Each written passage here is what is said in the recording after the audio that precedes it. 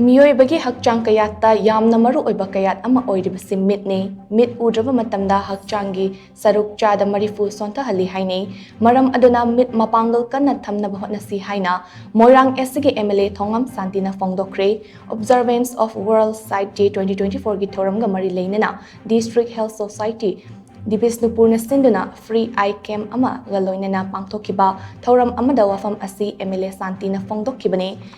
MOIRANG College Relief Camp Block A amasung B gi internally displaced persons sing yauna pangthokiba thoram aduda MLA Thongam Shanti na hai World Sight Day ga mari leinana District Health Society Bisnupur na sin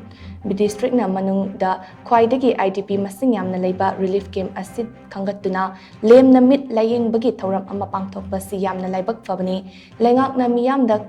miyam gi khallaga lem na paikhalakpa thabak thoram sing mamal leitana khanba tawbigano nakalamaramda Chawkhatlakpagi matong inna pikliba angangsing electronic device kaya sizinabadagi mit sokpagi chang yamna wangkhalakliba asidagi aikoi cheksin minaduna afaba tinjang kaijang dabak kunai ama oinaba hotnamina si haina mahakna makha taki. Ngasigi thoram aduda sarup yakiba CMO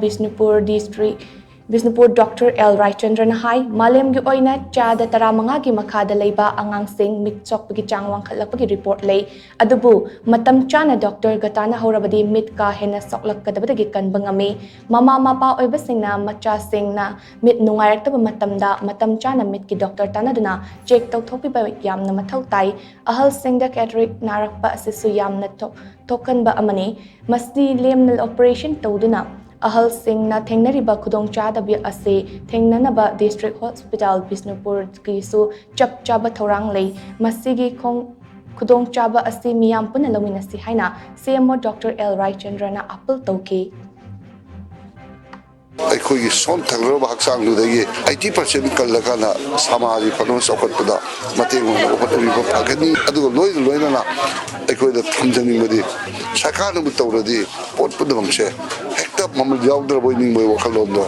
ꯗꯥꯛꯇꯔꯃꯛꯇ ꯑꯣꯏꯔꯁꯨ ꯄ꯭ꯔꯥꯏꯚꯦꯠꯇ ꯌꯦꯡꯕꯒ ꯑꯩꯈꯣꯏꯒꯤ ꯁꯔꯀꯥꯔꯒꯤ ꯗꯥꯛꯇꯔꯗ ꯌꯦꯡꯕꯒ ꯍꯦꯛꯇ ꯈꯦꯠꯅꯕꯗꯧ ꯂꯧꯕꯁꯦ ꯃꯗꯨ ꯋꯥꯈꯜꯂꯣꯟꯗꯣ ꯊꯥꯗꯣꯛꯄꯤꯌꯨ ꯑꯩꯈꯣꯏꯒꯤ ꯒꯣꯚꯔꯟꯃꯦꯟꯠꯗ ꯂꯩꯔꯤꯕ ꯑꯣꯖꯥꯁꯨ ꯗꯥꯛꯇꯔꯁꯨ ꯑꯦꯅꯤ ꯁ꯭ꯇꯦꯠꯇ ꯂꯩꯕ ꯄꯨꯝꯅꯃꯛꯁꯦ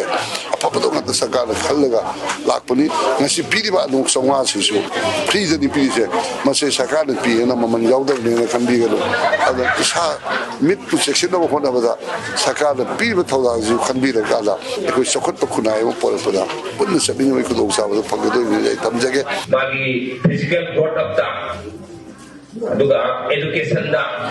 ꯀꯩꯅꯣꯗꯤ ꯃꯥꯅ ꯀ꯭ꯂꯥꯁꯇ ꯉꯁꯥꯏ ꯑꯩꯈꯣꯏꯒꯤ ICCꯁꯤꯅ ꯍꯥꯏꯒꯦ ꯑꯗꯨꯃꯥꯏꯅ ꯀ꯭ꯂꯥꯁꯇ ꯐꯝꯕ ꯃꯇꯝꯗ ꯃꯅꯤꯡꯗ ꯐꯝꯃꯒ ꯂꯩꯔꯅꯤ ꯃꯃꯥꯡꯗ ꯐꯝꯃꯗꯤ ꯎꯔꯅꯤ ꯃꯅꯤꯡꯗ ꯐꯝꯃꯒ ꯃꯥꯅ ꯎꯗꯕꯗꯨ ꯃꯥꯅ ꯈꯥꯡꯖꯜꯂꯒ